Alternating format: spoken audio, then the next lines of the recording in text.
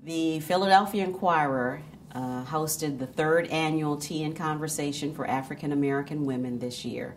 And our idea is to invite in African American women of all socioeconomic levels and talk about their lives, issues, concerns that they have, with the idea that we come up with story ideas, we learn about issues that we should be writing about in the Inquirer.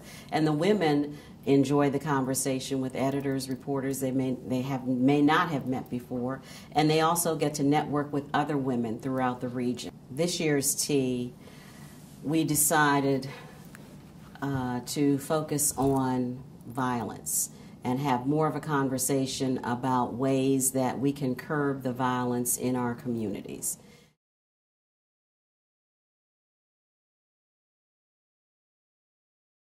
The violence is really, it's about much more than I think robbing people. Yeah.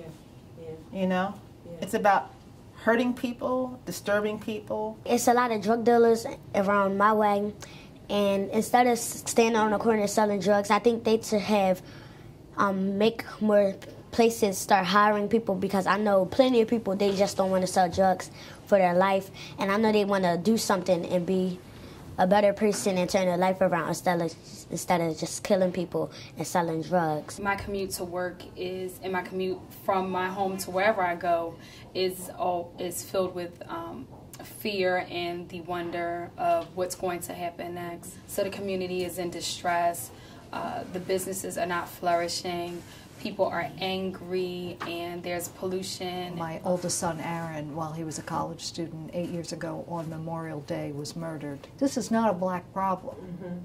And that's the thing I'm loudest about, because if we think that, oh, it's that community and I'm safe because I live over here, mm-hmm. it's wrong.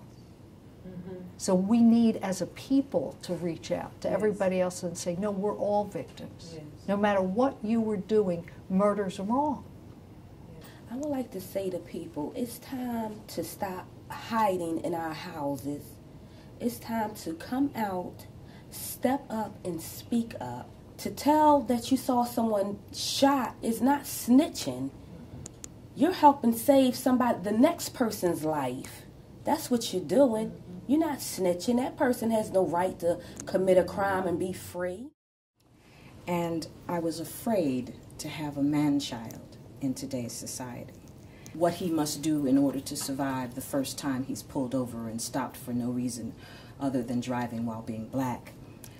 I think because as an educator and because a particular field is early childhood education, foundations are set in the early years. Mm-hmm. And I think it's critical that we address the problem of violence in those years and not wait until someone is a teenager.